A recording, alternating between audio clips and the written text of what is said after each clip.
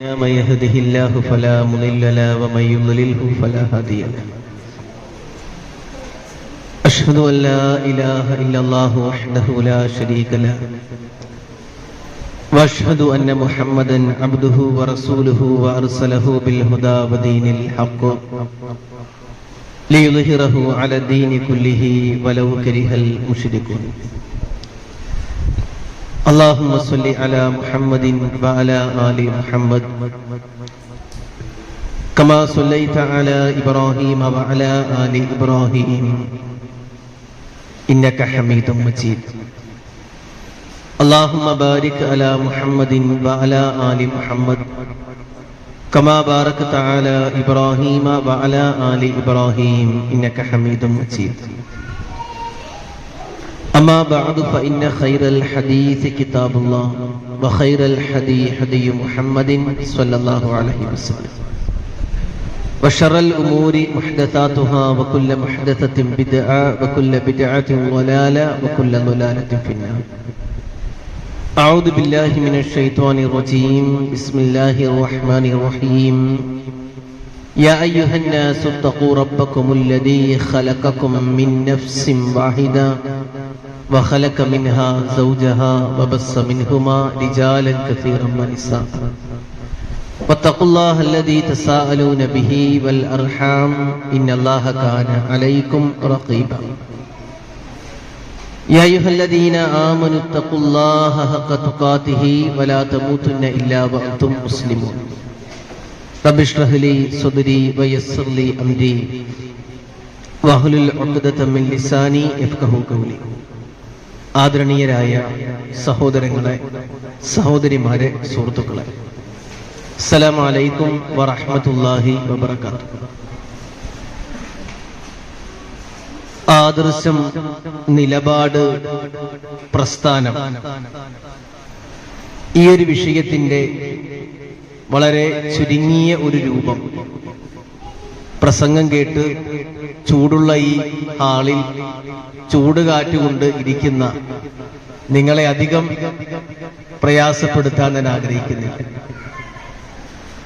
വളരെ ചുരുങ്ങിയ കാര്യങ്ങൾ മാത്രം പറഞ്ഞ് ഞാൻ അവസാനിപ്പിക്കും. ആമുഖങ്ങളൊന്നുമില്ലാതെ.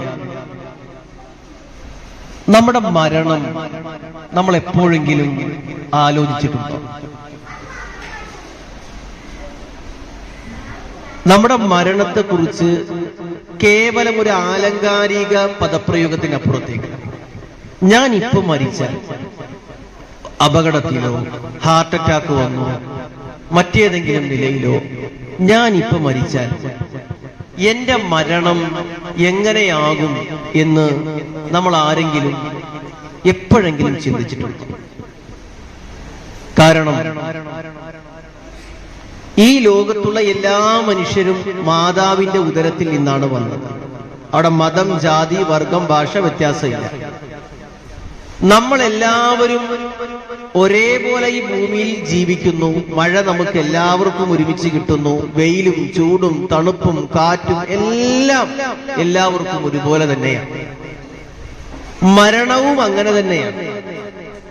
ആ മരണത്തിന് ശേഷം എന്ത് എന്ന ചോദ്യത്തിന് ചില ആളുകൾ പറയും, ഇവിടെ മോശമായി ജീവിക്കുന്നവൻ പട്ടിയായും നായയായും കഴുതയായും പിന്നീട് ജനിക്കും. നമ്മൾ പറയും, ഫമൻ യഅമൽ മിസ്കാല ദർറത്തിൻ ഖൈറൻ യറ വമൻ യഅമൽ മിസ്കാല ദർറത്തിൻ ശർറൻ യറ. അണുമണി തൂക്കം നന്മ ചെയ്താൽ അതിന്, അണുമണി തൂക്കം തിന്മ ചെയ്താലും അതിൻ്റെതായ നന്മയും, തിന്മയാണെങ്കിൽ അതിന്റെ തിന്മയും പരലോകത്ത് കിട്ടും. സ്വർഗവും നരകവും ഉണ്ട്. ഒരു കാര്യം ഉറപ്പാണ്, ഈ ലോകത്തുള്ള മനുഷ്യൻ ഒരേപോലെ ഉമ്മാടെ വയറ്റിൽ നിന്ന് പുറത്തേക്ക് വന്നിട്ടുണ്ട്. ഒരേപോലെ ഒരേ രീതിയിൽ വ്യത്യസ്തമായ പ്രായത്തിലും സാഹചര്യത്തിലാണെങ്കിലും മരണം ഒരേപോലെയാണ്. മരണശേഷം എന്ത് എന്ന ചോദ്യത്തിന് ഒരു ശാസ്ത്ര ഗവേഷകനും ഒന്നും പറയാൻ പറ്റൂല. മരണശേഷം നമ്മൾ ഖുർആനിലൂടെ, വേദഗ്രന്ഥങ്ങളിലൂടെ പഠിക്കുന്നത് മരണശേഷം ഒരു ജീവിതമുണ്ട്. ആ ജീവിതത്തിൽ രക്ഷപ്പെടാൻ നമുക്ക് തുണയാകുന്ന ഏറ്റവും വലിയ സമ്മാനം എന്ന് പറയുന്നത് ലാ ഇലാഹ ഇല്ലല്ലാഹ് മുഹമ്മദ് റസൂലുള്ളാഹിയാണ്. എനിക്ക് പരലോകത്ത് രക്ഷപ്പെടണം, എങ്കിൽ ലാ ഇലാഹ ഇല്ലല്ലാഹ് മുഹമ്മദ് റസൂലുള്ളാഹ് ശരിയായേ പറ്റൂ. അത് നാവ് കൊണ്ട് ഉച്ചരിക്കാൻ പറ്റില്ല. മഹാനായ ഷെയ്ഖ് ജീലാനി, നമ്മുടെ നാട്ടിൽ ഷെയ്ഖ് ജീലാനിയെ കുറിച്ചൊക്കെ പാട്ട് പാടും. എന്താ പറയുന്നത്? യാ സയ്യിദി സനദി ഔസി വയാ മദദി കുല്ലി ളുഹീറൻ അലൽ അദാഇ ബിൽ മദദി. ഇത് ഷെയ്ഖ് ജീലാനിയെ വിളിച്ച് നമ്മുടെ നാട്ടിലെ ആളുകൾ പാടുന്ന പാട്ടാണ്. യാ സയ്യിദി, എന്റെ നേതാവേ, യാ സനദി, എന്റെ അവലംബമേ, കുല്ലി ളുഹീറൻ, എനിക്ക് സഹായിയാവണേ, ഖുദുബിയദി, എന്റെ കൈപിടിക്കണേ. ഇതൊക്കെ നമ്മുടെ നാട്ടിൽ മാല മൗലൂദുകളിലൊക്കെ മഹാന്മാരെ വിളിച്ച് പറയുന്ന വരികളാണ്. മാത്രമല്ല, കണ്ണിൽ കാണാത്തതും കൽബകത്തുള്ളതും കൺകൊണ്ട് കണ്ട പോൽ ചൊല്ലി പറഞ്ഞോവർ. കണ്ണിൽ കാണാത്തതും ഹൃദയത്തിലുള്ളതും കുപ്പിക്കകത്തുള്ള വസ്തുവിനെ പോലെ കാൺമാ നിന്നൂടെ കൽബകമെന്നോവർ. ഹൃദയത്തെ കാണുമെന്നൊക്കെ നമ്മുടെ നാട്ടിലെ മാല മൗലൂദുകളിൽ പറയുന്ന ഷെയ്ഖ് ജീലാനി വളരെ വ്യക്തമായി പറയുന്ന ഒരു കാര്യമുണ്ട്. അദ്ദേഹം പറയുന്നത്, കൈഫ തഖൂലു ലാ ഇലാഹ ഇല്ലല്ലാഹ്, എങ്ങനെയാണ് നിങ്ങൾക്ക് ലാ ഇലാഹ ഇല്ലല്ലാഹ് പറയാൻ പറ്റുക? എങ്ങനെ ലാ ഇലാഹ ഇല്ലല്ലാഹ് നിങ്ങൾ പറയും? കം ഇലാഹം ഫീ ഖൽബിക, നിങ്ങളുടെ ഹൃദയത്തിൽ എത്ര എത്ര എത്ര ഇലാഹുമാരാണ്. ബദരീങ്ങളെ കാക്കണേ, മമ്പ്രന്തങ്ങളെ കാക്കണേ, CM മടവൂരെ രക്ഷിക്കണേ എന്നൊക്കെ പറയുന്നവരെ ചിന്തിക്കുക, എത്ര എത്ര ഇലാഹുകളാണ് അവരുടെ മനസ്സിൽ. അതുകൊണ്ട് ആദ്യം നീ പള്ളി ഉണ്ടാക്കേണ്ടത് ഒരു ടൗണിലല്ല, ഒരു ഗ്രാമത്തിന്റെ നടുക്കല്ല, നിന്റെ മനസ്സിൽ, നിന്റെ ഹൃദയത്തിൽ നീ ആദ്യം ഒരു പള്ളി ഉണ്ടാക്കണം. എന്നിട്ട് ആ പള്ളിയിൽ അല്ലാഹനെ മാത്രം ആരാധിക്കണം. എങ്കിൽ നിനക്ക് സ്വർഗം കിട്ടും. അപ്പോ നമ്മുടെ ജീവിതത്തിലെ ഏറ്റവും പ്രധാനപ്പെട്ട വിഷയം എന്ന് പറഞ്ഞാൽ അത് ലാ ഇലാഹ ഇല്ലല്ലാഹ് ചൊല്ലി മരിക്കുക എന്നുള്ളതാണ്. അവസാനത്തെ ശ്വാസത്തില് അത് ബോധം മറിയുമ്പോ, ഈ ദുനിയാവിൽ നിന്ന് വിട പറയുമ്പോ കെലിമ ചൊല്ലി മരിക്കാൻ പറ്റണം. നമ്മൾ എന്തൊക്കെ തിന്മ ചെയ്താലും, നിങ്ങൾ നോക്കൂ, എന്തൊക്കെ തിന്മ ചെയ്താലും ലാ ഇലാഹ ഇല്ലല്ലാഹ് മുഹമ്മദ് റസൂലുള്ളാഹി ഉണ്ടോ, ഈ തിന്മയുടെ ശിക്ഷയൊക്കെ അനുഭവിച്ചിട്ട് നമുക്ക് സ്വർഗത്തിൽ പോകാൻ കഴിയും. ഇത് റസൂല് പഠിപ്പിച്ചതാണ്. അള്ളാഹു തൗഹീദ് കൊണ്ട് സ്വർഗം കിട്ടുന്നവരിൽ നമ്മെ ഉൾപ്പെടുത്തി അനുഗ്രഹിക്കട്ടെ. ഇനി ലോകത്ത് ഒരുപാട് പ്രവാചകന്മാര് കടന്നു വന്നിട്ടുണ്ട്, ഒരുപാട് പ്രവാചകന്മാർ. ആ പ്രവാചകന്മാരാരും രാഷ്ട്രീയം കളിക്കാൻ വന്നതല്ല, രാഷ്ട്രീയ പ്രവർത്തനത്തിന് വന്നതല്ല. ഈ ലോകത്ത് കടന്നു വന്ന പ്രവാചകന്മാരിൽ 1.25 ലക്ഷത്തോളം പ്രവാചകന്മാരെ നമുക്കറിയാം. 25 നബിമാരുടെ പേര് തന്നെ ഖുർആൻ പറയുന്നുണ്ട്. അതിൽ ഉലുൽ അസ്മിൽപ്പെട്ട നൂഹ് നബി, പിന്നാരാണ്? മൂസാ നബി, പിന്നാരാണ്? ഇബ്രാഹിം നബി, ഈസാ നബി, മുഹമ്മദ് മുസ്തഫ സ്വല്ലല്ലാഹു അലൈഹി വസല്ലം. ഈ 5 പ്രവാചകന്മാരാണ് ഉലുൽ അസ്മിൽപ്പെട്ട പ്രവാചകന്മാർ. അതിൽ ഖുർആൻ എന്ത് കൃത്യമായിട്ടാണ് പറഞ്ഞത്? ഇവരൊക്കെ എന്തിനാ വന്നത്? പരലോകം പ്രസംഗിക്കാൻ നമ്മുടെ നാട്ടിൽ വാക്കവിമാരുണ്ട്. നിങ്ങൾ കൃത്യമായി സംഘടനയുടെ നിലപാടുകൾ അറിയുകയും പഠിക്കുകയും മനസ്സിലാക്കുകയും തെറ്റ് കണ്ടാൽ ചോദ്യം ചെയ്യുകയും ചെയ്യാനാണ് ഞാൻ പറയുന്നത്. പരലോകം പ്രസംഗിക്കാൻ, കുടുംബജീവിതം പ്രസംഗിക്കാൻ, മാതാപിതാക്കളുടെ കടമകൾ പ്രസംഗിക്കാൻ, ഖബർ ജീവിതം പ്രസംഗിക്കാൻ മാത്രം പോരാ മുജാഹിദ് പ്രസ്ഥാനം. മുജാഹിദ് പ്രസ്ഥാനം ഖബർ ജീവിതവും പറയണം, മാതാപിതാക്കളുടെ കടമയും പറയണം. അതോടൊപ്പം ആദ്യമായി പ്രഭാഷകന്മാർ ഈ സമൂഹത്തിൽ പഠിപ്പിക്കേണ്ടത് ലാ ഇലാഹ ഇല്ലല്ലാഹ് മുഹമ്മദ് റസൂലുള്ളാഹിയാണ്. അത് പഠിപ്പിക്കാതെ എത്ര നമ്മൾ സാമൂഹിക ക്ഷേമ പ്രവർത്തനം നടത്തിയാലും ഒരു ഉപകാരമില്ല. എത്ര നമ്മള് വീട് വെച്ചു കൊടുത്താലും ഒരു ഉപകാരമില്ല. ഈ സമൂഹത്തിൽ ലാ ഇലാഹ ഇല്ലല്ലാഹ് കൊണ്ട് മാറ്റമുണ്ടാക്കിയതാണ് മുജാഹിദ് പ്രസ്ഥാനത്തിന്റെ സവിശേഷത. അത് അമ്പിയാക്കന്മാരുടെ പാതയാണ്. അത് മറന്നുകൊണ്ടുള്ള ഒരു ശൈലിയും ദഅവത്തും പ്രബോധനവും ഒരു കാലത്ത് നമുക്ക് ഉണ്ടായിക്കൂടാ, ഉണ്ടാകാനും പാടില്ല. ആ രൂപത്തിൽ പോയാൽ മുജാഹിദ് പ്രസ്ഥാനത്തിന് പ്രസക്തിയില്ല. ഞാൻ പറഞ്ഞതിൽ എതിരഭിപ്രായമുണ്ടോ? ഉണ്ടോ? നിങ്ങൾ ചിന്തിക്കുക. അള്ളാഹുവിന്റെ അമ്പിയാക്കന്മാർ വ്യത്യസ്ത പ്രദേശങ്ങളിൽ കടന്നു വന്ന അമ്പിയാക്കന്മാര് സമയം കളയാനും തമ്മിൽ തല്ലാനും ബഹളമുണ്ടാക്കാനും കുടുംബജീവിതം തകർക്കാനും അല്ലല്ലോ തൗഹീദ് പറഞ്ഞത്. ഖുർആൻ സൂറത്തുൽ അംബിയായുടെ 25-ാമത്തെ വചനം, വമാ അർസൽനാ മിൻ ഖബലിക മിൻ റസൂലിൻ ഇല്ലാ നൂഹി ഇലൈഹി അന്നഹു ലാ ഇലാഹ ഇല്ലാ അന ഫഅബ്ദൂൻ വലഖദ് ബഅത്നാ ഫീ കുല്ലി ഉമ്മത്തിൻ റസൂലാ അൻ ഇഅ്ബുദുല്ലാഹ വജ്തനിബു الطاغوت. ഈ സമൂഹങ്ങളിലേക്ക്, വ്യത്യസ്ത സാഹചര്യങ്ങളിലേക്ക്, സമൂഹങ്ങളിലേക്ക് നിനക്ക് മുമ്പ് പ്രവാചകന്മാരെ നിയോഗിച്ച് നബിയെ. എന്തിന്? അനിഅബ്ദുല്ലാഹ്, അല്ലാഹുവിനെ ആരാധിക്കണമെന്ന് പറയാൻ. വജ്തനിബ് താഗൂത്ത്, ദുർമൂർത്തികളെ, ഖബറുകളെ, നേതാക്കന്മാരെ, ലാത്തയെ, ഉസ്സയെ, മനാത്തയെ, വദ്ദിനെ, ഹുബുലിനെ, അങ്ങനെ തുടങ്ങി വിളിച്ച് പ്രാർത്ഥിക്കുന്നവരെയൊക്കെ ഒഴിവാക്കണമെന്ന് പറയാൻ ലോകത്ത് പ്രവാചകന്മാർ വന്നു. ആ ദൗത്യം അന്ന് ലാത്തയാണെങ്കിൽ ഇന്ന് മമ്പുറന്നങ്ങളാണ്. ലാത്ത ആരാണ്? ലാത്തയാരാ? മനുഷ്യനാണോ വിഗ്രഹമാണോ? എന്ന് പറ. ലാത്തയാരാണ്? നമ്മൾ എത്ര ക്ലാസ് കേട്ടിട്ടുണ്ട്? ലാത്തയാരാണ്? പ്രവാചകൻ ഖുർആൻ പറഞ്ഞില്ല, ഫറഅയ്തുമുൽ ലാത്ത വൽ ഉസ്സ വമനാത സാലിസത്തൽ ഉഖ്റാ. ലാത്തയാരാണ്? ലാത്ത എന്ന് പറഞ്ഞാൽ വിഗ്രഹമല്ല.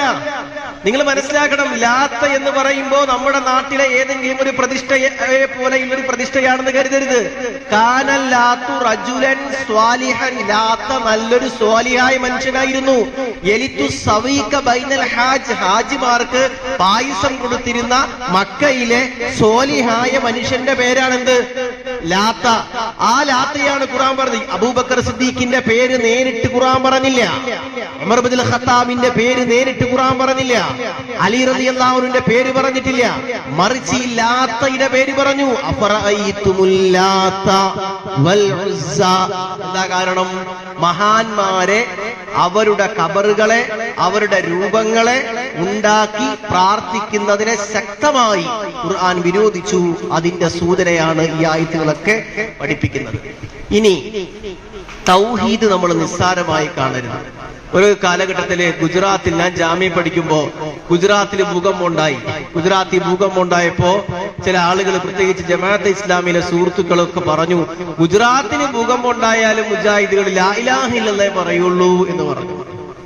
പ്രളയം വന്നാൽ ലാ ഇലാഹ ഇല്ലല്ലാഹേ പറയുള്ളൂ എന്ന് പറഞ്ഞു. നമ്മളെ സംബന്ധിച്ചിടത്തോളം ലാ ഇലാഹ ഇല്ലല്ലാഹ് വിട്ടൊരു കളിയില്ല.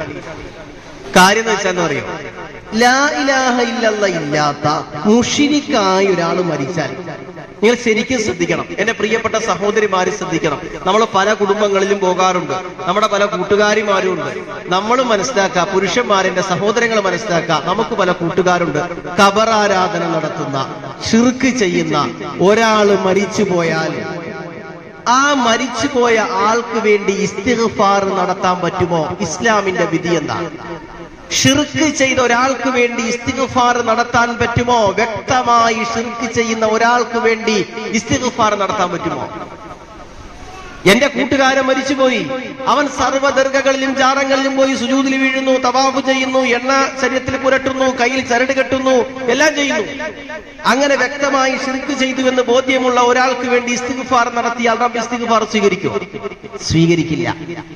ഒന്നാമത്തെ പ്രശ്നത, നിസ്കരിക്കാതെ മരിച്ചുപോയാലും ഒരുപക്ഷെ ഇസ്തിഗ്ഫാർ സ്വീകരിച്ചേക്കാം എന്ന് കരുതി നിസ്കരിക്കേണ്ടെന്നല്ല ഈ പറയുന്നത്. നോമ്പ് പിടിക്കാതെ മരിച്ചുപോയാലും ഇസ്തിഗ്ഫാർ അല്ലാഹു സ്വീകരിച്ചേക്കാം എന്ന് കരുതി നോമ്പ് പിടിക്കേണ്ടെന്നല്ല എന്റെ ആശയം. മറിച്ച് തൗഹീദിന്റെ പ്രാധാന്യം പറയുന്നത്. അള്ളാഹുവിന്റെ റസൂലിന്റെ പ്രിയപ്പെട്ട മൂത്താപ്പ അബൂ ത്വാലിബ്. ആരാണ്? അബൂ ത്വാലിബ്. അബൂ ത്വാലിബിന്റെ പ്രത്യേകത എന്താ? അബൂ ത്വാലിബ് മുശ്രിക്കാണെങ്കിലും റസൂലുള്ളാഹിയുടെ 8ാമത്തെ വയസ്സ് മുതൽ, എന്റെ പ്രിയപ്പെട്ട സുഹൃത്തുക്കൾ മനസ്സിലാക്കണം, 8ാമത്തെ വയസ്സ് മുതൽ 53ാമത്തെ വയസ്സുവരെ പ്രവാചകന്റെ വാപ്പയുടെ സ്ഥാനത്ത് നിന്ന ആളാണ് ആര്? ഈ അബൂ ത്വാലിബ്. അബൂ ത്വാലിബിന്റെ പ്രത്യേകത എന്താണെന്നറിയോ? റസൂലുള്ളാഹി സ്വല്ലല്ലാഹു അലൈഹി വസല്ലമയുടെ 8ാമത്തെ വയസ്സ് മുതൽ 53ാമത്തെ വയസ്സ് വരെ 45 കൊല്ലം വാപ്പാടെ സ്ഥാനത്ത് നിന്ന ആളാണ് ആര്? അബൂ ത്വാലിബ്. ഈ അബൂ ത്വാലിബ് മരിക്കാൻ വേണ്ടി കിടക്കുന്ന രംഗമുണ്ട്. അബൂ ത്വാലിബ് മരിക്കാൻ വേണ്ടി കിടക്കുമ്പോ റസൂലുള്ളാഹി സ്വല്ലല്ലാഹു അലൈഹി വസല്ലം പറയണ, എന്റെ മൂത്താപ്പ, ഖുൽ ലാ ഇലാഹ ഇല്ലല്ലാഹ്, ഒന്ന് ലാ ഇലാഹ ഇല്ലല്ലാഹ് ചൊല്ല്, ഒന്ന് ലാ ഇലാഹ ഇല്ലല്ലാഹ് പറ. എന്താണ് അങ്ങനെ പറഞ്ഞാൽ? കലിമത്തുൻ ഹാജു ലക ബിഹാ ഇൻദല്ലാഹ്, ഞാൻ പടച്ചവനോട് പറയാം, നിങ്ങൾ ഒന്ന് ലാ ഇലാഹ ഇല്ലല്ലാഹ് ചൊല്ലിയാ മതി, ഞാൻ റബ്ബിനോട് തേടിക്കോളാം മൂത്താപ്പ. ആ സമയത്ത് ഖാല അബൂ ജഹലിൻ അബ്ദുല്ലാഹി ഇബ്നു അബി ഉമയ്യ, അബ്ദുൽ മുത്തലിബിന്റെ പ്രിയപ്പെട്ട മകനാണ് അബൂ ത്വാലിബ്. നിസ്സാരക്കാരനല്ല, ഭരണ കുടുംബത്തിൽപ്പെട്ട, ഹാഷിം കുടുംബത്തിൽപ്പെട്ട, ഖുറൈശികൾക്കിടയിൽ പ്രമുഖനായ, കഅബയുടെ താക്കോൽ സൂക്ഷിപ്പുകാരനായ അബ്ദുൽ മുത്തലിബിന്റെ മകനായ അബൂ ത്വാലിബിന്റെ മരണക്കട്ടിലിന്റെ അടുത്ത് അബൂജഹലുണ്ട്, അബ്ദുല്ലാഹിബിൻ അബി ഉമയ്യയുണ്ട്. അവര് പറഞ്ഞു, യാ അബാ ത്വാലിബ്, അബൂ ത്വാലിബേ, അത്തർഗബു അൻ മില്ലത്തി അബ്ദുൽ മുത്തലിബ്, നിന്റെ വാപ്പായായ അബ്ദുൽ മുത്തലിബിന്റെ മില്ലത്തിനെ ഒഴിവാക്കി നീ മരിക്കാനാണോ ആഗ്രഹിക്കുന്നത്? നമ്മുടെ നാട്ടിലും പല ആളുകൾക്കും പാരമ്പര്യം വലിയ പ്രശ്നമാണ്. മുജാഹിദായാൽ പാരമ്പര്യം പോകും, പള്ളി കമ്മിറ്റിയിൽ നിന്ന് പുറത്താവും, സ്ഥാനമാനങ്ങൾ തെറിക്കും, പ്രസിഡന്റ് സ്ഥാനം പോകും. ഇതാണ് പല ആളുകൾക്ക്. സംഭവം പലർക്കും അറിയാം. ഇങ്ങനെ മുജാഹിദ് ലേബലി വന്നു കഴിഞ്ഞാൽ പിന്നെ എന്താണ്, വലിയ വിലയൊന്നും ഉണ്ടാവില്ല, ഒറ്റപ്പെടുത്തലായിരിക്കും. ഇത് പേടിച്ചിട്ട് അബ്ദുൽ മുത്തലിബ് ഇങ്ങനെ മാറി നിൽക്കുകയാണ്. പക്ഷെ ഈ അബൂജഹലും ഈ പറയപ്പെട്ട അബ്ദുല്ലാഹിബിൻ അബി ഉമയ്യയും അബൂ ത്വാലിബിന്റെ അടുത്ത് നിന്നിട്ട് ഇങ്ങനെ പറഞ്ഞുകൊണ്ടിരിക്കുകയാണ്, നീ നിന്റെ വാപ്പ അബ്ദുൽ മുത്തലിബിനെ വെറുക്കാനാണോ അബൂ ത്വാലിബെ ഉദ്ദേശിക്കുന്നത്? അബൂ ത്വാലിബെ, നീ അബ്ദുൽ മുത്തലിബിന്റെ മതത്തിൽ നിന്ന് മാറി ഈ മുഹമ്മദിന്റെ മതം സ്വീകരിക്കാനാണോ ആഗ്രഹിക്കുന്നത്? അപ്പോഴും റസൂലുള്ളാഹി പറയുന്നുണ്ട്, ഒന്ന് പറ മുത്താപ്പ ലാ ഇലാഹ ഇല്ലല്ലാഹ് ചെല്ലാൻ. ആ മരിക്കണ നേരത്ത് അദ്ദേഹത്തെ പോലെ ഹതഭാഗ്യവാൻ ആരാ ഉള്ളത്? അബൂബക്കർ സിദ്ദീഖ് റളിയല്ലാഹു അൻഹു മുസ്ലിമായി. ഉമർ ഇബ്നുൽ ഖത്താബ് എന്ന അന്നത്തെ ഏറ്റവും വലിയ ക്രൂരനും മദ്യപാനിയും കുഞ്ഞിനെ കൊന്നവനും വ്യഭിചാരിയുമായ, ചരിത്രത്തിൽ അങ്ങേയറ്റം മോശമായി രേഖപ്പെടുത്താൻ വിധിക്കപ്പെടേണ്ട ഉമർ റളിയല്ലാഹു അൻഹു മുസ്ലിമായി. ഉഹദ് യുദ്ധത്തിൽ ഇസ്ലാമിന്റെ ശത്രുപക്ഷത്ത് ഖാലിദ് ഇബ്നു വലീദും അബൂ സുഫിയാനും കൂടിയിട്ടാണ് ഉഹദ് യുദ്ധത്തിൽ മുസ്ലിങ്ങളെ തോൽപ്പിച്ചത്. ഖാലിദ് ഇബ്നു വലീദ് മുസ്ലിമായി, അബൂ സുഫിയാൻ മുസ്ലിമായി. റസൂലുള്ളാഹിയെ 45 കൊല്ലം നെഞ്ചിൽ ചേർത്ത് പിടിച്ച് മക്കയിലെ മുശ്രിക്കീങ്ങളിൽ നിന്ന് രക്ഷപ്പെടുത്തിയ അബൂ ത്വാലിബ് അലാ മില്ലത്തി അബ്ദുൽ മുത്തലിബ്, അബ്ദുൽ മുത്തലിബിന്റെ മതത്തിലാണ് ഞാൻ മരിക്കുന്നതെന്ന് പറഞ്ഞ് ഈ ദുനിയാവിൽ നിന്ന് വിട പറയുമ്പോ അള്ളാഹുവിന്റെ റസൂൽ ഒരുപാട് സങ്കടപ്പെട്ടു. ആ വർഷമാണ് ഖദീജ ബീബിയും വഫാത്തായി പോകുന്നത്. റസൂൽ പറഞ്ഞു, ലസ്തഗ്ഫിറന്ന ലക മാലം ഉൻഹ അൻക, എന്റെ മൂത്താപ്പാക്ക് വേണ്ടി ഞാൻ ഇസ്തിഗ്ഫാർ നടത്തും. എന്റെ മൂത്താപ്പാക്ക് വേണ്ടി എന്നെ വിരോധിക്കുന്ന സമയം അത്രയും ഇസ്തിഗ്ഫാർ നടത്തും. അല്ലാഹു സുബ്ഹാനഹു വ തആല അബൂ ത്വാലിബിന് വേണ്ടി ഇസ്തിഗ്ഫാർ നടത്താൻ, മുശ്രിക്കായി മരണപ്പെട്ടു പോയ അബൂ ത്വാലിബിന് വേണ്ടി ഇസ്തിഗ്ഫാർ നടത്താൻ തയ്യാറായി നിൽക്കുന്ന റസൂലുള്ളാഹിക്കായി തിറക്കി കൊടുക്കുന്നു. മാ കാന ലിന്നബി വല്ലദീന ആമനൂ അയസ്തഗ്ഫിറൂ ലിൽ മുശ്രിക്കീൻ. ഒരു നബിക്കാവട്ടെ മുഅ്മിനീങ്ങൾക്കാവട്ടെ മുശ്രിക്കീങ്ങൾക്ക് വേണ്ടി ഇസ്തിഗ്ഫാർ നടത്താൻ പാടില്ല. വലൗ കാനൂ ഉലിൽ ഖുർബ, അടുത്ത ബന്ധമുള്ളവനാണെങ്കിലും ശരി, മുശ്രിക്കീങ്ങൾക്ക് വേണ്ടി ഇസ്തിഗ്ഫാർ നടത്താൻ പാടില്ല. അപ്പൊ മുഅ്മിനായി മരിക്കണം, തൗഹീദുണ്ടായി മരിക്കണം. അത് പോസ്റ്ററിൽ എഴുതി വെക്കാനും ഒരു നയായി കൊണ്ടു നടക്കാനും മാത്രമുള്ളതല്ല, മനസ്സിൽ കൊത്തിവെക്കേണ്ടതാണ്. വാപ്പാക്ക് തൗഹീദ് പറഞ്ഞു കൊടുക്കണം, ഉമ്മാക്ക് തൗഹീദ് പറഞ്ഞു കൊടുക്കണം, സഹോദരങ്ങൾക്ക് പറഞ്ഞു കൊടുക്കണം. അവർ മരിച്ച ശേഷം പ്രിയപ്പെട്ടവരെ, നമ്മൾ അവർക്ക് വേണ്ടി അല്ലാഹുമ്മ ഗ്ഫിർ ലഹു വറഹംഹു വആഫിഹി വഅഫു അൻഹു വഅക്രിം നുസ്ലഹു വവസ്ഇ മുദ്ഖലഹു വഗ്സിൽഹു ബിൽമാഇ വസ്സൽജി എന്ന് ചെല്ലുമ്പോ അത് സ്വീകരിക്കണമെങ്കിൽ, റബ്ബ് സ്വീകരിക്കണമെങ്കിൽ അവർക്ക് തൗഹീദ് പറഞ്ഞു കൊടുക്കണം. അതാണ് ഒന്നാമത്തെ പ്രാധാന്യം. ഇനി രണ്ടാമത്തെ എന്താണെന്നറിയാമോ? നമ്മൾ ചില ദിക്റുകൾ ശീലമാക്കണം പ്രിയപ്പെട്ടവരെ. നോക്കൂ, നമസ്കാര ശേഷം സുബ്ഹാനല്ലാഹ്, അൽഹംദുലില്ലാഹ്, അല്ലാഹു അക്ബർ പതിവായി ചെല്ലുന്ന എത്ര പേര് നമ്മുടെ കൂട്ടത്തിലുണ്ട്? എത്ര പേര് നമ്മുടെ കൂട്ടത്തിലുണ്ട്? സലാം പറയുമ്പോ ചാടി എഴുന്നേറ്റ് പോകലാണ്. നമ്മൾ അവിടെ ഇരുന്നൊരു 10 മിനിറ്റ് നമ്മൾ അവിടെ ഇരുന്ന് ചെല്ലണം. എന്താണെന്നറിയോ? അഫ്ളലു മാ ഖുൽതു അന വന്നബിയൂന മിൻ ഖബ്ലി, ഖൗലിലെ ഏറ്റവും ശ്രേഷ്ഠമായ വാക്ക് ലാ ഇലാഹ ഇല്ലല്ലാഹ്. അല്ലാഹുവിന്റെ റസൂൽ സ്വല്ലല്ലാഹു അലൈഹി വസല്ലം പറയുന്നത്, ആകാശവും ഭൂമിയും കടലും പർവ്വതവും കല്ലും എല്ലാം എടുത്ത് ഒരു തുലാസിലെടുത്ത് വെക്കാം. എന്നിട്ട് ആ തുലാസിന്റെ മറുഭാഗത്ത് ലാ ഇലാഹ ഇല്ലല്ലാഹ് എടുത്ത് വെക്കാം. കനം തൂങ്ങുന്നത് ലാ ഇലാഹ ഇല്ലല്ലാഹുവിനായിരിക്കും. ഞാൻ ഇത് പറയുമ്പോ സുബ്ഹാനല്ലാഹ് 33, അൽഹംദുലില്ലാഹ് 33, അല്ലാഹു അക്ബർ 33, പിന്നെയോ അഷ്ഹദു അല്ലാ ഇലാഹ ഇല്ലല്ലാഹ് വഹ്ദഹു ലാ ശരീക ലഹു വഅഷ്ഹദു അന്ന മുഹമ്മദൻ അബ്ദുഹു വറസൂലുഹു എന്ന ദുആയും ചൊല്ലി 100 പ്രാവശ്യം നമ്മൾ നമസ്കാര ശേഷം അത് ചൊല്ലിയാൽ കടലിന്റെ അത്ര നുരയുണ്ടെങ്കിലും അള്ളാഹു നമുക്ക് പാപം പുറത്തു വരും. കാര്യം എന്താ? അള്ളാഹുവിനെയാണ് നമ്മൾ ഏകനാക്കിയത്.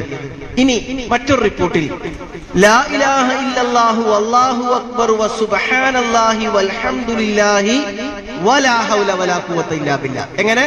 ലാ ഇലാഹ ഇല്ലല്ലാഹു വല്ലാഹു അക്ബർ വസുബ്ഹാനല്ലാഹി വൽഹംദുലില്ലാഹി വലാ ഹൗല വലാ ഖുവത ഇല്ലാ ബില്ലാഹ്.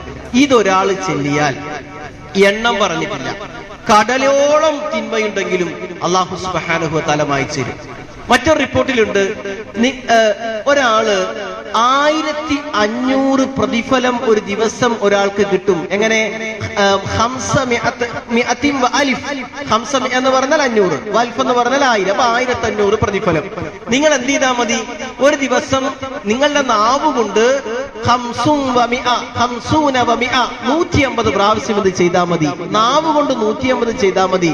മീസാനിൽ 1500 പ്രതിഫലം കിട്ടും. എന്തൊക്കെയാണെന്ന് അറിയുമോ?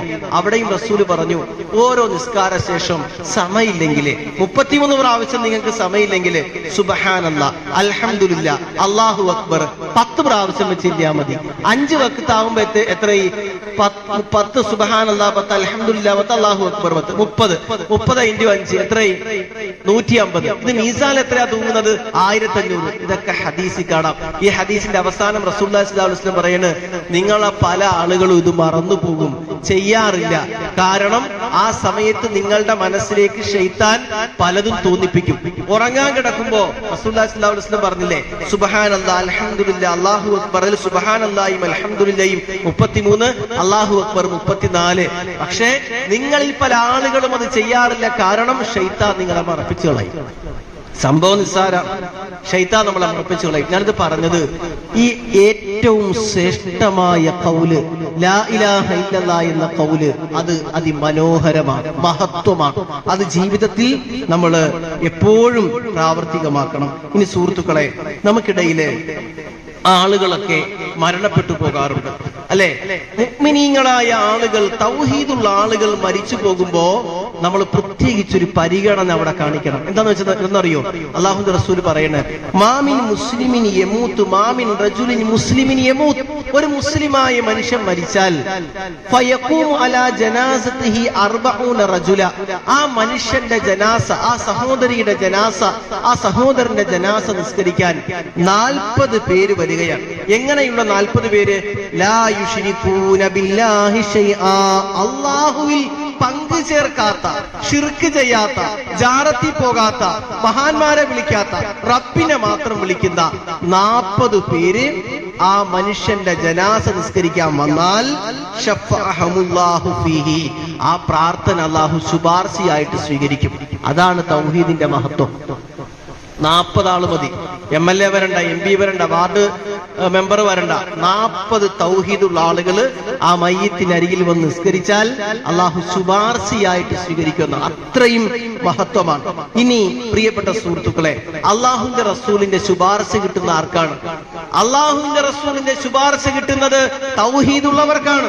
നമ്മുടെ നാട്ടിൽ ഇർത്തക്കബത്തു ചൊല്ലിയാൽ റസൂലുള്ളാഹിയുടെ ശുപാർശ കിട്ടൂല, അല്ലെ? ഇർത്തക്കബത്തു അലൽ ഖതാ ഗൈറു ഹസ്രിൻ വഅദദ് ലക അഷ്കൂ ഫീഹി യാ സയ്യിദി ഖൈറൻ നബി.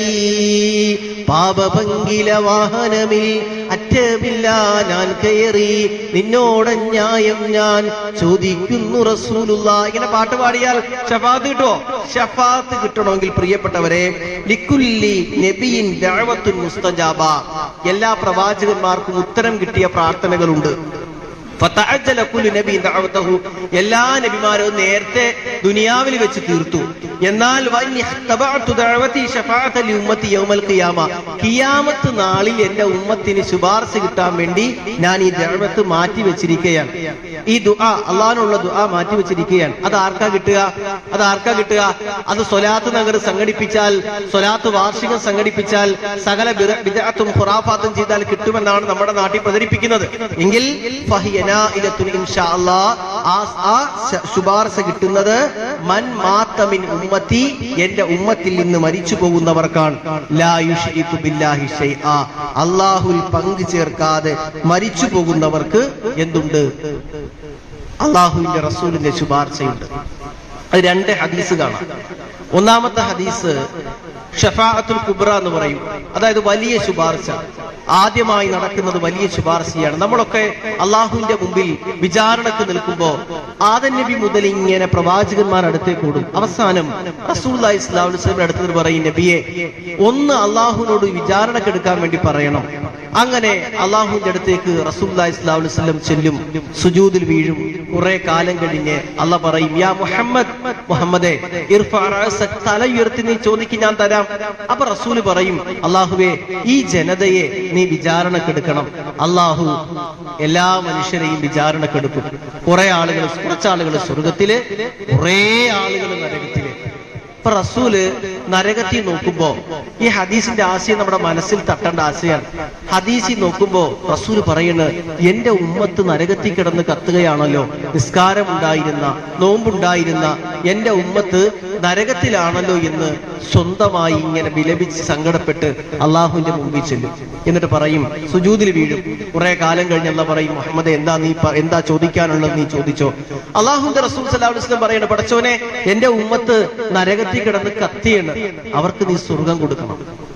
എന്റെ ഉമ്മത്ത് നരകത്തിൽ കിടന്ന് കത്തുകയാണ്, അവർക്ക് നീ സ്വർഗം കൊടുക്കണം. അല്ലാഹു സുബ്ഹാനഹു വ തആല നരകത്തിൽ അതിർത്തി ചെയ്യിച്ചു കൊടുക്കും. അവിടുന്ന് റസൂലുള്ള അവരെ സ്വർഗത്തിൽ കൊണ്ടുവരും.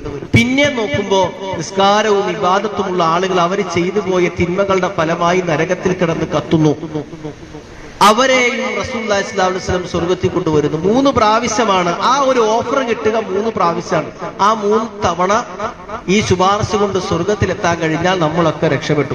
അവസാനം അല്ലാഹുവിന്റെ റസൂല് നരകത്തിൽ നോക്കി പറയുന്നുണ്ട്, ഇനി ഇവിടെ കിടക്കുന്നത് ആരാണ്? ഖാലിദൻ മുഖല്ലദൻ, ശാശ്വതമാണ് എന്ന് അല്ലാഹ് പറഞ്ഞ ആളുകളാണ്. അവരാരാ? അവര് വമയുശ്രികു ബില്ലാഹി ഫഖദ് ഹറമല്ലാഹു അലൈഹിൽ ജന്ന, അല്ലാഹുവിൽ പങ്കു ചേർത്തവന് സ്വർഗം നിഷിദ്ധമാണ്, നരകമാണ് അവന്റെ സങ്കേതം. സ്വർഗത്തിൽ പോണമെങ്കിൽ റസൂൽ ഹദീസിൽ പറയുന്നുണ്ട്, മിസ്ലു ഷഈർ, അണുമണി തൂക്കമെങ്കിലും, കടുക് മണിയോളമെങ്കിലും നമ്മുടെ മനസ്സിൽ എന്ത് വേണം? ഈമാൻ ഉണ്ടാവണം. ഒരിക്കലും ഒരു സ്വഹാബി ഒരു ഹദീസ് പറഞ്ഞു, മൻ ഖാല ലാ ഇലാഹ ഇല്ലല്ലാഹ് ദഖലൽ ജന്ന, ലാ ഇലാഹ ഇല്ലല്ലാഹ് ചൊല്ലിയാൽ സ്വർഗ്ഗത്തിലാണ്. വൈൻ സന വൈൻ ശരിബൽ ഖംർ വൈൻ സരിക, മദ്യപാനിക്ക് സ്വർഗ്ഗമുണ്ടോ? അതെ, അവൻ സ്വർഗ്ഗത്തിലാണ്. വ്യഭിചാരിക്ക് സ്വർഗ്ഗമുണ്ടോ? അവനും സ്വർഗ്ഗത്തിൽ പോകും. കള്ളന് സ്വർഗ്ഗമുണ്ടോ? അവനും സ്വർഗ്ഗത്തിൽ പോകും. ഈ ഹദീസ് പറഞ്ഞപ്പോ ഇത് ഉദ്ധരിച്ച ആ സ്വഹാബിയെ മറ്റു സ്വഹാബിമാർ എന്ത് ചെയ്തു? തല്ലിയെന്നാണ്. കാര്യം എന്താ? ലാ ഇലാഹ ഇല്ലല്ലാഹ് ചൊല്ലിയാ മതിയല്ലോ, സ്വർഗം കിട്ടുമല്ലോ എന്നാണ് ഈ പറഞ്ഞതിന്റെ ആശയം. പക്ഷേ നമ്മൾ മനസ്സിലാക്കണം, വ്യഭിചാരിയുടെ ശിക്ഷ കഴിഞ്ഞ്, പ്രിയപ്പെട്ട സഹോദരങ്ങളെ, സഹോദരിമാരെ, ഇത് ശ്രദ്ധിക്കും നിങ്ങൾ. വ്യഭിചാരിക്ക് കിട്ടുന്ന ശിക്ഷ കഴിഞ്ഞാൽ അവന് സ്വർഗത്തിൽ കടക്കാം, കലിമത്തു തൗഹീദ് ഉണ്ടെങ്കിൽ. മദ്യപാനിക്ക് അല്ലാഹു കൊടുക്കുന്ന ശിക്ഷ കഴിഞ്ഞാൽ തൗഹീദ് ഉള്ളവനാണോ സ്വർഗത്തിൽ കടക്കാൻ കഴിയും. പലിശക്കാരൻ അനുഭവിക്കേണ്ട ശിക്ഷ കഴിഞ്ഞാൽ തൗഹീദ് ഉള്ളവനാണോ സ്വർഗത്തിൽ കടക്കാൻ കഴിയും. ജീവിതത്തിൽ എന്തൊക്കെ തിന്മയുണ്ടോ ആ തിന്മയുടെ ശിക്ഷ നന്മയേക്കാൾ തിന്മ കൂടുതലാണെങ്കിൽ അത് അനുഭവിച്ചു കഴിഞ്ഞാൽ നമുക്ക് സ്വർഗമുണ്ടാകും. പക്ഷേ ശിർക്ക് ചെയ്താൽ, കുഫ്ർ ചെയ്താൽ നമുക്ക് സ്വർഗം ഉണ്ടാവില്ല. അതുകൊണ്ടാണ് ലാ ഇലാഹ ഇല്ലല്ലാഹ് എപ്പോഴും പറയണമെന്ന് നമ്മൾ ഈ സമൂഹത്തിൽ പഠിപ്പിക്കുന്നു. അത്രയും ഗൗരവമുള്ള വിഷയമാണ്. ഇനി മരിക്കുമ്പോ ഞാൻ നേരത്തെ പറഞ്ഞല്ലോ, കുളിപ്പിച്ച ആളുകൾ ഇവിടെ ഉണ്ടോ? മയ്യത്ത് കുളിപ്പിച്ച ആളുകൾ മയ്യത്ത് കുളിപ്പിച്ച ആളുകൾ, നിങ്ങൾ മയ്യത്ത് കുളിപ്പിക്കുമ്പോൾ മയ്യത്തിന്റെ കാൽഭാഗം ശ്രദ്ധിച്ചിട്ടുണ്ടോ? കാൽഭാഗം ഇങ്ങനെ ബലമായിരിക്കും, അല്ലെ? ഇങ്ങനെ വടി പോലെ ഇരിക്കും. കാര്യം എന്ന് വെച്ചാൽ ഖുർആൻ പറയാണ് കണങ്കാലുകൾ കോർക്കപ്പെടുന്നു, കണങ്കാലുകൾ കോർക്കപ്പെടുകയാണ്. അവൻ ഇങ്ങനെ ചോദിക്കുകയാണ്, ആരാണ് എനിക്ക് മന്ത്രിച്ചു തരാനുള്ളത്? ഈ ദുനിയാവിൽ നിന്ന് ഞാൻ വിട പറയുകയാണ്. കണ്ണുകൾ മറിയുമ്പോ അവന്റെ ശരീരത്തിൽ ശ്വാസം നിലക്കാൻ പോകുമ്പോ ഉമ്മയില്ലാത്ത, വാപ്പയില്ലാത്ത, ഭാര്യയില്ലാത്ത, മക്കളില്ലാത്ത, കൂട്ടുകാരില്ലാത്ത ഒരു ലോകത്തേക്ക് പോകാൻ ഇങ്ങനെ പോകുമ്പോ അവൻ ചിന്തിക്കും, ഫലാ സ്വദ്ദക വലാ സ്വല്ല. ആ സ്വദ്ദക എന്ന അർത്ഥം, ആ സ്വദ്ദക എന്ന പദം ഒന്നിങ്ങനെ പഠിച്ചു. പടച്ചോനെ, എന്റെ വിശ്വാസം നന്നാക്കിയിട്ടില്ലല്ലോ എന്നൊരു അർത്ഥം കൂടി അതിനുണ്ട്. രണ്ടാമതാ പറഞ്ഞത് ഫലാ സ്വല്ല, ഞാൻ നിസ്കരിച്ചിട്ടില്ലല്ലോ. അപ്പൊ മരിക്കുന്ന സമയത്ത് നമ്മൾ പെട്ടെന്ന് തളർന്നു വീഴുമ്പോ ഉടനെ അശ്ഹദു അല്ലാ ഇലാഹ ഇല്ലല്ലാഹ്, അതെങ്ങനെ വരണം? റസൂല് പറഞ്ഞു, മൻ കാന ആഖിറു കലാമിഹി ലാ ഇലാഹ ഇല്ലല്ലാഹ് ദഖലൽ ജന്ന. ലാ ഇലാഹ ഇല്ലല്ലാഹ് എന്നൊരാൾ ചെല്ലിയാൽ അവന് സ്വർഗ്ഗമാണ് എന്ന് പറഞ്ഞാൽ അത് ഇങ്ങനെ വെറുതെ ചെല്ലാൻ പറ്റുന്ന ഒന്നല്ല. ഖാലിസം മിൻ ഖിബലി നഫ്സിഹി, അവന്റെ ഹൃദയത്തിൽ നിന്ന് അത് വരണം. അവന്റെ ഹൃദയത്തിൽ നിന്ന് അത് പുറത്തേക്ക് വരണം. അവന്റെ ഹൃദയത്തിൽ നിന്നാണ് അത് വരേണ്ടത്. അപ്പൊ ആത്മാർത്ഥമായി മനസ്സിൽ ഈ കെലിമ കാത്തു സൂക്ഷിക്കണം. നമ്മുടെ നാട്ടിൽ പല തർക്കങ്ങളുണ്ടാവും. നമ്മുടെ നാട്ടില് ഇസ്തിഗാസ എന്ന പേര് കൊടുത്ത് മഹാന്മാരെ വിളിച്ചാൽ ശിർക്കല്ല എന്ന് പ്രസംഗിക്കുന്ന ഉസ്താദുമാരുണ്ട്. കള്ള തെളിവുകൾ കൊണ്ടുവരും, ഖുർആന്റെ ആയത്ത് ദുർവ്യാഖ്യാനം ചെയ്ത് കൊണ്ടുവരും. അത് മാത്രമല്ല, സങ്കടകരമെന്ന് പറയട്ടെ, മുജാഹിദുകൾക്കിടയിൽ പരിചയമില്ലാത്ത പല വിശ്വാസങ്ങളുമായി പലരും വരാറുണ്ട്. എന്താണ്? മനുഷ്യനോട് തേടുന്നത് പോലെ ജിന്നിനോട് തേടാൻ പാടില്ല, പക്ഷെ തേടിയാൽ ശിർക്കല്ല. എന്നിട്ട് പറയും, ഞങ്ങൾക്ക് ആ വാദമില്ല, നമുക്ക് ആരോടും വിരോധമുള്ളത് കൊണ്ട് പറയല്ല. അള്ളാഹുവിന്റെ ഖുർആനിൽ മരിച്ചുപോയവരെ കുറിച്ച് പരാമർശിക്കുന്ന ആയത്തുകൾ മുഴുവനും ശിർക്കിന് തെളിവാണ്. ജിന്നിനെയും മലക്കിനെയും കുറിച്ച് പറയുന്ന ആയത്തുകളിലൊക്കെ, പ്രത്യേകിച്ച് ജിന്നുമായി ബന്ധപ്പെട്ട ആയത്തിലൊക്കെ പരാമർശിക്കുന്ന 3 വചനവും ശിർക്കുമായി ബന്ധപ്പെട്ട വചനാണ്. ദുർബലമായ ഹദീസ് കൊണ്ട് ദീൻ സ്ഥാപിക്കാൻ പറ്റൂല. അതിൽ തർക്കിച്ച് സമയം കളഞ്ഞിട്ട് കാര്യമില്ല. അതുകൊണ്ട് വക്കം മൗലവി രേഖപ്പെടുത്തുന്നു, 1970-കളിൽ കുഞ്ഞു മുഹമ്മദ് പറപ്പൂർ 1981 എഴുതി. എന്തെല്ലാം? ജിന്നാവട്ടെ മലക്കാവട്ടെ അവയോടുള്ള സഹായതേട്ട എന്താണ്? ശിർക്കാണ്. വക്കം മൗലവി എഴുതിയത്, മനുഷ്യ കഴിവുകൾ അവസാനിക്കുന്നിടത്ത് നിന്നാണ് പ്രാർത്ഥന തുടങ്ങുന്നത്. ഇയ്യാക നഅ്ബുദു വഇയ്യാക നസ്തഈൻ വിശദീകരണത്തിൽ. പിന്നെ നമ്മൾ ആർക്ക് വേണ്ടിയായി തർക്കിക്കുന്നത്? എല്ലാവരും ലാ ഇലാഹ ഇല്ലല്ലാഹ് പറയുന്നു, എല്ലാവരും ലാ ഇലാഹ ഇല്ലല്ലാഹ് പ്രസംഗിക്കുന്നു. പിന്നെ ഈ തർക്കം ആർക്ക് വേണ്ടിയിട്ടാ? ഇത് ശൈത്താൻ നമുക്കിടയിൽ ഫിത്നയും ഫസാദ് ഉണ്ടാക്കാൻ കൊണ്ടുവന്ന ചർച്ചയാണ്. അതിന്റെ പേരില് നമ്മൾ എത്ര ഗ്രൂപ്പായി, എത്ര വിഭാഗമായി. പ്രിയപ്പെട്ടവരെ, ഈ തൗഹീദ് പറഞ്ഞ് അങ്ങോട്ടും ഇങ്ങോട്ടും ഈ കാര്യങ്ങളൊക്കെ പറയുമ്പോ നമ്മൾ നൂഹ് നബിയുടെ കാലത്ത് എന്താ സംഭവിച്ചത്? അശറത്തു ഖുറൂൻ, 10 സമുദായം തൗഹീദിലായിരുന്നു. ബൈന ആദമിൻ വ നൂഹിൻ, ആദം നബിക്കും നൂഹ് നബിക്കിടയിലെ 10 സമുദായം. കാനന്നാസു ഉമ്മത്തൻ വാഹിദ, ഒറ്റ ജനതയായിരുന്നു. ആ തഫ്സീർ വായിച്ചു നോക്ക് നിങ്ങൾ, ഒറ്റ ജനതയായിരുന്നു. അവർക്കിടയിൽ എന്താ സംഭവിച്ചത്? അല്ലേ? വലാ തവദ്ദം വലാ സുവാഅം വലാ യഗൂസ വയഊക വനസ്റ. അവർ പറഞ്ഞില്ലേ, വദ്ദിനെ ഒഴിവാക്കില്ല, യഗൂസിനെയും യഊക്കിനെയും നസ്റിനെയും ഒഴിവാക്കില്ല. അതെന്താ കാരണം? ഈ വദ്ദും സുവാവും ഒക്കെ നല്ല മനുഷ്യന്മാരായിരുന്നു. ആ ജനത അവരുടെ രൂപം ഉണ്ടാക്കി വെച്ചു. എന്തിനാണ്? ഇബാദത്ത് ചെയ്യാനല്ല. അവരെ കാണുമ്പോ, ആ പ്രതിമ കാണുമ്പോ ഒരു താല്പര്യം ഉണ്ടാവണം. എനിക്ക് വദ്ദിനെ പോലെ ആവണം, സുവാഇനെ പോലെ ആവണം. അവർ മരിച്ചുപോയി, ആ തലമുറ മരിച്ചുപോയി, ആ തലമുറ അവസാനിച്ചു പോയി. പിന്നെയോ അടുത്ത തലമുറ വന്നപ്പോഴോ ഇബ്ലീസ് അവരിലേക്ക് അരിച്ചിറങ്ങിയെന്നാണ് വിശ്വാസ രംഗത്തേക്ക്. എന്നിട്ട് പറഞ്ഞു, ആ കാണുന്ന വദ്ദും സുവാഉം യഗൂസും ഉണ്ടല്ലോ, ഇവരാണ് മഴ പെയ്യിപ്പിക്കുന്നത്, ഇവരോട് തേടിയാ മതി. ആ ജനത തേടി, നൂഹ് നബി അല്ലാഹ് അയച്ചു. എന്നിട്ട് പറഞ്ഞു, യാ ഖൗമി അഅ്ബുദുല്ലാഹ് മാ ലക്കും മിൻ ഇലാഹിൻ ഗൈറു, അല്ലാഹനെ മാത്രം ആരാധിക്ക്. അനുസരിച്ചില്ല. അവസാനം നൂഹ് നബി പ്രാർത്ഥിക്കുന്നുണ്ട്, പടച്ചവനെ ഒരുത്തനെയും വിടരുത്, ഒരുത്തനെയും അവശേഷിപ്പിക്കരുത്. വലാ തലിദു ഇല്ലാ ഫാജിറൻ ഗഫാറ, നീ അവശേഷിപ്പിച്ചാൽ ഈ സമൂഹം ഫാജിരീങ്ങളെയും സത്യനിഷേധികളെയുമാണ് അവശേഷിപ്പിക്കുക എന്ന് പറഞ്ഞപ്പോ അള്ളാഹു മഴ ഇറക്കി അവരെ ശിക്ഷിച്ചു കളഞ്ഞു, അവരെ നശിപ്പിച്ചു കളഞ്ഞു. ഇങ്ങനെ ആ ശിർക്ക് വന്നത്. പ്രതിമ ഉണ്ടാക്കി വെച്ചു, ആഗ്രഹം ഉണ്ടാകാൻ, ഇബാദത്ത് ചെയ്യാൻ.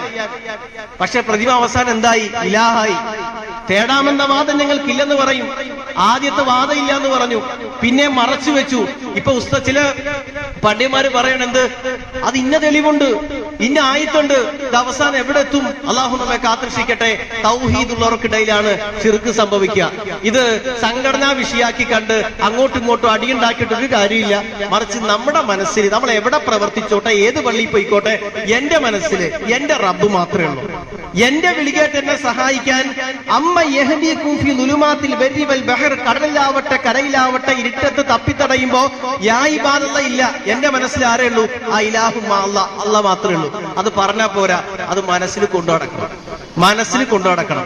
ഇനി എന്റെ പ്രിയപ്പെട്ട സുഹൃത്തുക്കളെ, നിങ്ങൾ നോക്കൂ, അല്ലാഹു സുബ്ഹാനഹു വ തആല ഒരു കാര്യം കൂടി റസൂലുള്ളാഹി സ്വല്ലല്ലാഹു അലൈഹി വസല്ലം പറഞ്ഞു, മൻ കാന ഫീ ഖൽബിഹി മിസ്കാല ദർറത്തിൻ മിൻ ഈമാൻ, ഒരാളുടെ മനസ്സിൽ കടുക് മണിയോളം ഈമാൻ ഉണ്ടെങ്കിൽ അവന് സ്വർഗമാണ്, അവന് സ്വർഗമാണ്. അപ്പൊ ഈമാൻ നമ്മൾ കാത്തു സൂക്ഷിക്കണം.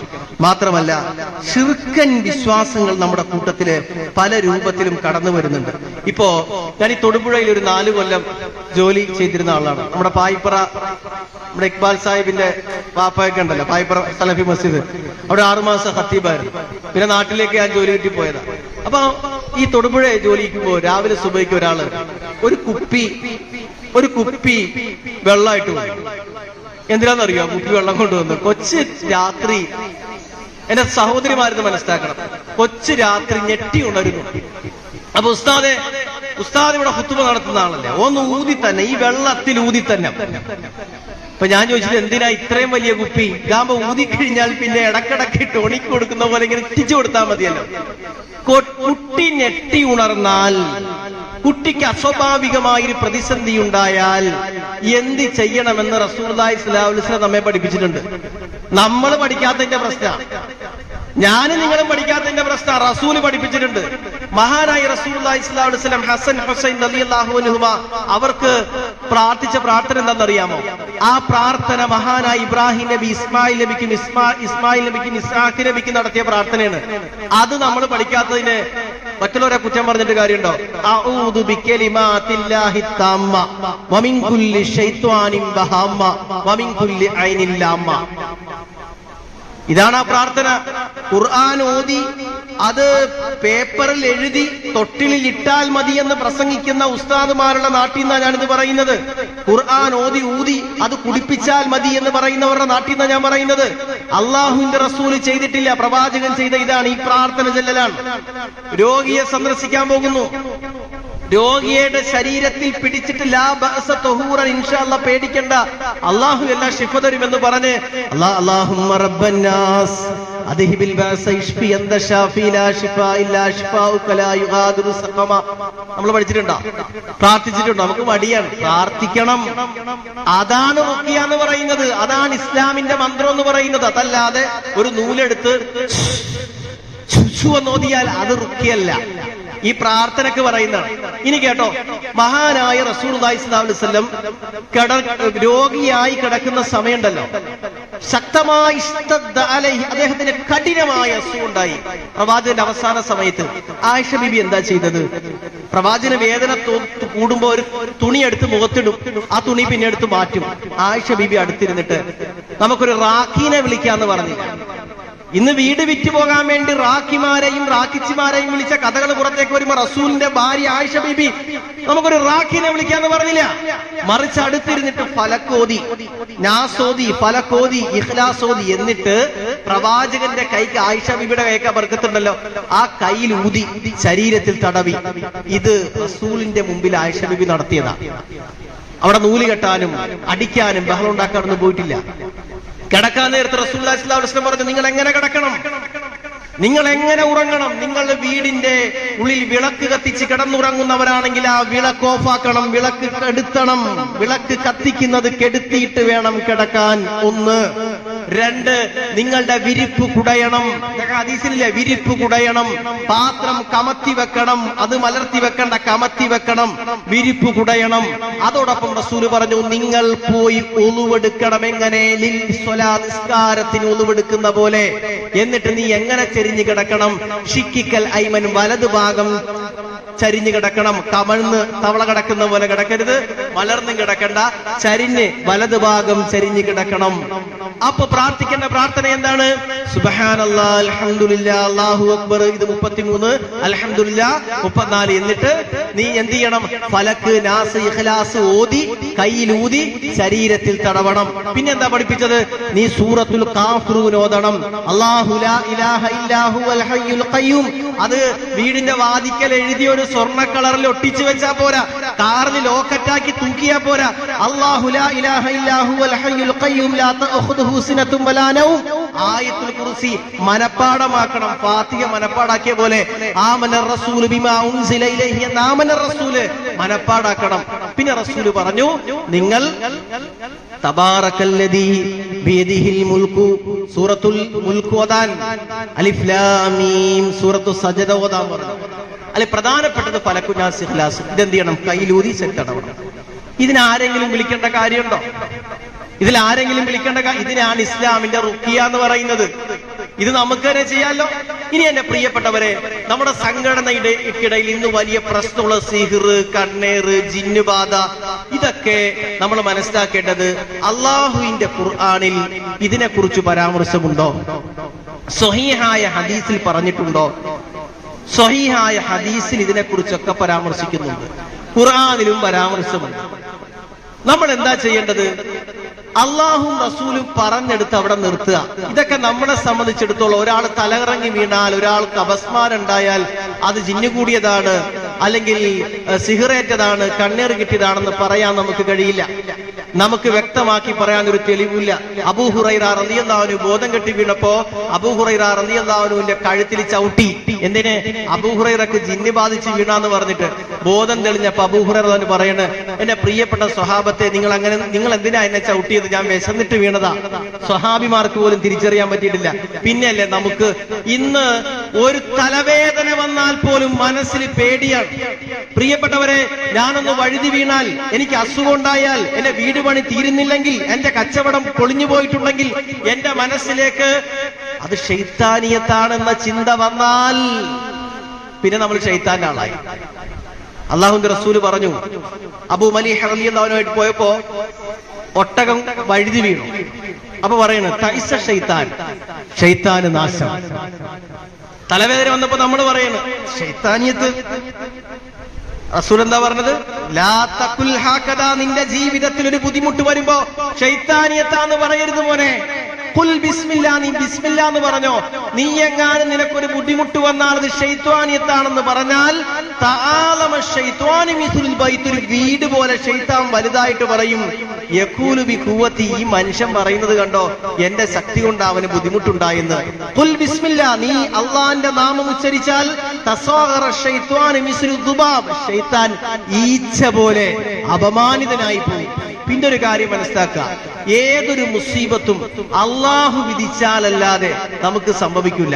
ഒരു സാഹിറിനെ കൊണ്ടും നമ്മളെ തകർക്കാനും പറ്റൂല. അള്ളാഹ് നമ്മൾ പറഞ്ഞെന്താ? ഇല്ലാ മാ കതബല്ലാഹു ലനാ ഹുവ മൗലാനാ വഅലല്ലാഹി ഫൽയതവക്കലിൽ മുഅ്മിനൂൻ. നബിയേ പറഞ്ഞു കൊടുക്ക്, നബിയേ, കുല്ലയുസീബനാ, ഒരു മുസീബത്തും നമുക്ക് ബാധിക്കില്ല. ഇല്ലാ മാ കതബല്ലാഹു ലനാ, അല്ലാഹു നമുക്ക് രേഖപ്പെടുത്തിയതല്ലാതെ. ഹുവ മൗലാനാ, അവനാണ് നമ്മുടെ രക്ഷാധികാരി.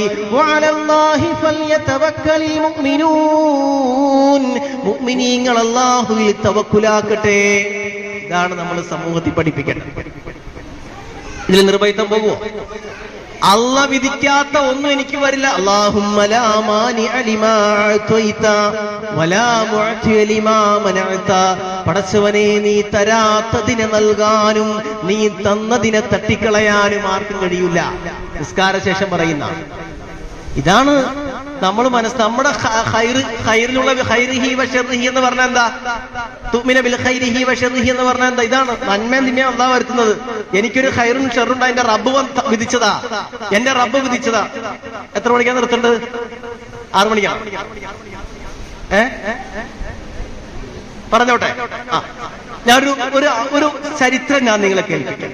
പ്രിയപ്പെട്ട സുഹൃത്തുക്കളെ, മഹാനായ അയ്യൂബ് നബി അലൈഹി സ്വലാത്തു വസ്സലാമയുടെ ജീവിതം എത്ര ഖുതുബകളിൽ നമ്മൾ കേട്ടിട്ടുണ്ട്. അയ്യൂബ് നബി അലൈഹി സ്വലാത്തു വസ്സലാമയുടെ ജീവിതം കേൾക്കുകയും പഠിക്കുകയും ചെയ്തവരാണ് നമ്മളൊക്കെ. ആരാണ് അയ്യൂബ് നബി എന്ന് ഞാൻ നിങ്ങളെ പരിചയപ്പെടുത്തേണ്ടതില്ല. മറിച്ച് നിങ്ങൾ ചിന്തിക്കുക, ഒരു മനുഷ്യൻ അനുഭവിക്കാവുന്ന അത്ര ബുദ്ധിമുട്ടും പ്രയാസവും കഷ്ടപ്പാടും ഒക്കെ അയ്യൂബ് നബിക്ക് ഉണ്ടായില്ലേ? അയ്യൂബ് നബിയുടെ മക്കള് മരിച്ചുപോയി. നമ്മുടെ മക്കള് മരിച്ചുപോയാൽ നമുക്ക് സഹിക്കാൻ പറ്റും? ഇല്ല. അയ്യൂബ് നബിയുടെ ഒരു മകനല്ല, 2 മകനല്ല, ഉള്ള മക്കൾ മുഴുവനും മരിച്ചുപോയി. ആ പാവം മനുഷ്യൻ മക്കളെ കുളിപ്പിച്ചടക്കി കബറടക്കി. അയ്യൂബ് നബി നിരാശനായില്ല. സമ്പത്തൊക്കെ തകർന്നു, തോട്ടങ്ങളും സമ്പത്തും ഒക്കെ തകർന്നു, ബിസിനസ്, നമ്മുടെ ഭാഷയിൽ പറഞ്ഞ കച്ചവടമൊക്കെ പോയി. അയ്യൂബ് നബി നിരാശനായില്ല. കൂട്ടുകാരകന്നു, സമ്പത്ത് കുറയുമ്പോൾ കൂട്ടുകാരകലും അകന്നു, ഏകനായി. അങ്ങനെ ഇരിക്കുമ്പോ ശരീരത്തിൽ ചെറിയ ചെറിയ കുരുക്കള്, ആ കുരു വലുതായി, അത് ശരീരം മുഴുവനുമായി. അതിന്റെ ഉള്ളിൽ നിന്ന് പഴുപ്പ് വരാൻ തുടങ്ങി. പഴുപ്പിന്റെ സ്ഥാനത്ത് പിന്നെ പുഴുക്കളായി. ശരീരത്തിന്റെ നിറം മാറി, ദുർഗന്ധം പുറത്തു വരാൻ തുടങ്ങി. കുടുംബക്കാരെല്ലാരും അകന്നു, നാട്ടുകാരകന്നു, അയൽവാസികൾ താമസം മാറിപ്പോയി. ഭാര്യ മാത്രം കൂടെ. ഈ സമയത്ത് അയ്യൂബ് നബി ദുആയിരുന്ന എന്താ? അയ്യൂബ് നബി ദുആയിരുന്ന എന്താണ്? വയ്യൂബ ഇദ് നാദാ റബ്ബഹു അന്നീ മസ്സനിയല്ലുറു വഅന്ത അർഹമുർ റഹീമീൻ. അല്ലാഹുവേ, എനിക്ക് ദുർറ് ബാധിച്ചു, നീ റഹ്മത്ത് ചെയ്യുന്നവരിൽ ഏറ്റവും നന്നായി റഹ്മത്ത് ചെയ്യുന്നവനാണ് റബ്ബേ. മക്കള് മരിച്ചുപോയപ്പോ അയ്യൂബ് നബി പറഞ്ഞത്, പടച്ചവനെ, ഞാൻ നിസ്കരിച്ചിട്ടെന്തിനാ, ഇബാദത്ത് ചെയ്തിട്ടെന്തിനാന്നല്ല, വഅന്ത അർഹമുർ റഹീമീൻ. സമ്പാദ്യം നശിച്ചപ്പോഴും അയ്യൂബ് നബി പറയുന്നു, വഅന്ത അർഹമുർ റഹീമീൻ. ശരീരത്തിൽ രോഗമുണ്ടായി വിഷമിച്ചപ്പോഴും അയ്യൂബ് നബി പറയുന്നു, വഅന്ത അർഹമുർ റഹീമീൻ. ഇത് കഴിഞ്ഞ് ഖുർആൻ 84-ാമത്തെ വചനത്തിൽ, സൂറത്തുൽ അംബിയാഇന്റെ 84-ാമത്തെ വചനത്തിൽ പറയുന്നു, ഫസ്തജ്ബനാ ലഹു, അയ്യൂബിന് ഞാൻ ഉത്തരം കൊടുത്തു. ഫകശഫ്നാ മാ ബിഹി മിൻ ദുർ, പ്രയാസം മാറ്റിക്കൊടുത്തു, അസുഖം മാറ്റിക്കൊടുത്തു. വആതൈനാഹു വഹ്ലഹു, നഷ്ടപ്പെട്ടു പോയ കുടുംബാദികൾ തിരിച്ചു വന്നു.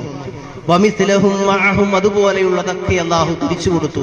റഹ്മതൻ മിൻ ഇൻദിനാ, അല്ലാഹുവിൽ നിന്നുള്ള റഹ്മത്താണിത്. വദിക്റാ ലിൽ ആബിദീൻ, ഇബാദത്ത് ചെയ്യുന്നവർക്കുള്ള സ്മരണയാണ്. ഇമാം ബുഖാരി ഈ ആയത്ത് കൊടുത്തിട്ടൊരു സംഭവം പറയണം, നമുക്ക് പാഠമാണ്. നമ്മുടെ ജീവിതത്തിൽ നോക്കൂ, കിടക്കുന്ന കിടപ്പിലാണ്.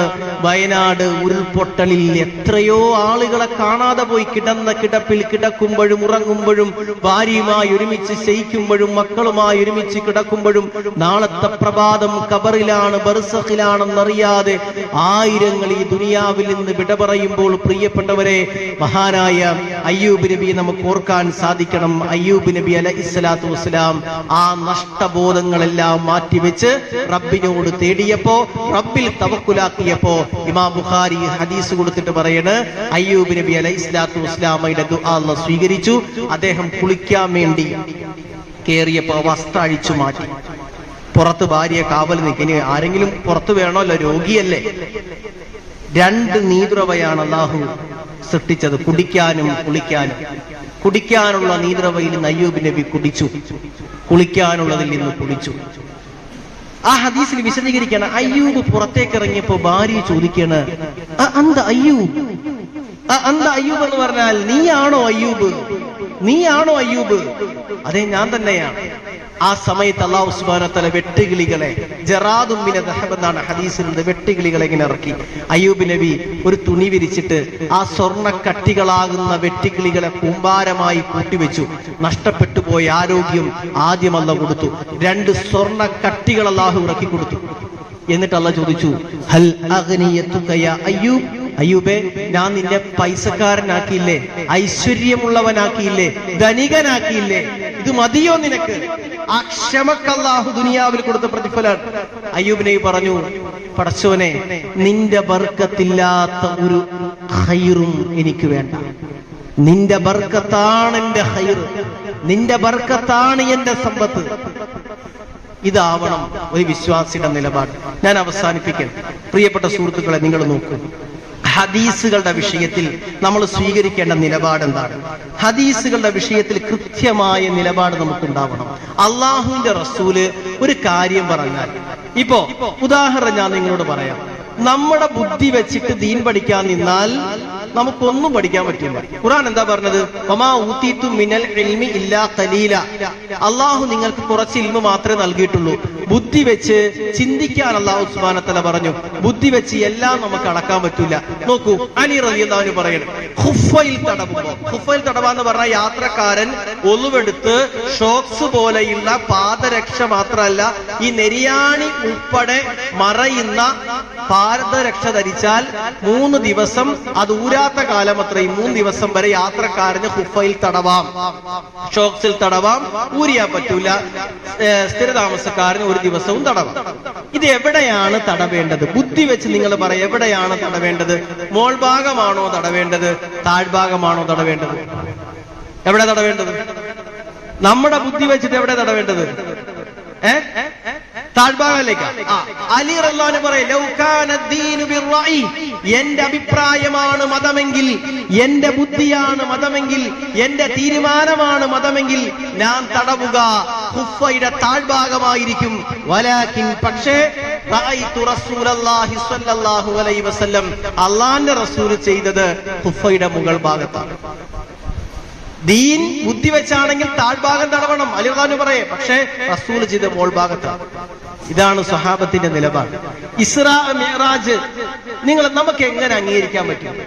ഇസ്രാ മിഅ്റാജ് മക്കയിൽ നിന്ന് 40 ദിവസം ഒട്ടകപ്പുറത്ത് യാത്ര ചെയ്താലേ ഫലസ്തീനിലെ അന്നത്തെ ഷാമിലെ ഇവിടെ എത്തുള്ളൂ, ബൈത്തുൽ മുഖദ്ദസില്. ഇത് ഒരു രാത്രി, സുബ്ഹാനല്ലദീ യസ്റാ ബിഅബ്ദിഹി ലൈലൻ മിനൽ മസ്ജിദിൽ ഹറാം, മസ്ജിദുൽ ഹറമിൽ നിന്ന് ഒരു രാത്രിയുടെ ഒരു അംശത്തിൽ ബുറാഖ് എന്ന വാഹനത്തിൽ കയറി ബൈത്തുൽ മുഖദ്ദസിൽ ഇറങ്ങി അവിടെ അമ്പിയാക്കന്മാർക്ക് നേതൃത്വം നൽകി റസൂൽ നിസ്കരിച്ചു. എന്നിട്ട് ആ ബൈത്തുൽ മുഖദ്ദസിൽ നിന്ന് 1-ാം ആകാശം കഴിഞ്ഞ് 2-ാം ആകാശം കഴിഞ്ഞ് 3-ാം ആകാശം കഴിഞ്ഞ് 7-ാം ആകാശത്തെത്തി. അവിടെ ഇബ്രാഹിം നബി ബൈത്തുൽ മഅ്മൂറിൽ ഇങ്ങനെ ചാരിയിരിക്കുന്ന റസൂലുള്ള കണ്ടു. 6-ാം ആകാശത്ത് മൂസാ നബിയെ കണ്ടു. പിന്നെ 7-ാം ആകാശത്ത് ഇബ്രാഹിം നബിയെ കണ്ടു. അതിനുശേഷം ജിബ്രീൽ പറഞ്ഞു, ആ സിദ്റത്തുൽ മുന്തഹയുടെ അങ്ങോട്ട് എനിക്ക് പോകാൻ പറ്റൂല, നീ തന്നെ പൊയ്ക്കോളണം മുഹമ്മദേ. റസൂൽ അവിടെ എത്തി. അള്ളാഹുവിനെ ഒരു നൂറായി കണ്ടു എന്നാണ് ചില റിപ്പോർട്ടിലുള്ളത്. അള്ളാഹുമായി സംസാരിച്ചു. 50 വഖ്ത് നിസ്കാരം നിർബന്ധാക്കി. അവസാനം മൂസാ നബി പറഞ്ഞു, മുഹമ്മദേ, നിന്റെ ജനതയിൽ ചെയ്യൂല, അത് കുറക്കാൻ പറയണം. 50 വഖ്ത് പറഞ്ഞ് 5 വഖ്താക്കി ഭൂമിയിലെത്തി. എന്നിട്ട് നിസ്കാരം നിർബന്ധാക്കിക്കൊണ്ട് റസൂൽ ഉത്തരവിട്ടു. ഇത് കണ്ടപ്പോ സ്വഹാബിമാര്